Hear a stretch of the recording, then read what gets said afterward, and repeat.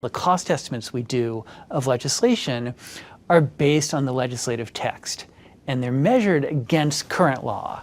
So, for example, the reconciliation legislation that we're evaluating now, we evaluate that against current law in which there's certain provisions of the 2017 Tax Act that expire, and that's by statute.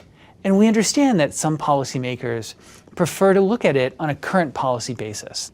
Their view is that they meant for the 2017 Tax Act to continue, to be permanent, and they'd like to evaluate the cost against that baseline. The history of the CBO is it was born out of this growth of peacetime deficits that happened in the 1970s. What it was created to do is to provide these cost estimates to policymakers about the likely impacts of different policy proposals on what the budgetary outlook is going to look like for the country.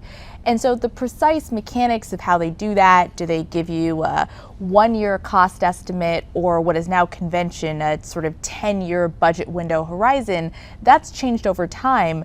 But the idea of setting up this organization and kind of empowering them to do the important work of being able to keep score about what deficits are going to look like because of choices that federal policymakers are making is something that is very much in keeping with what their mission is.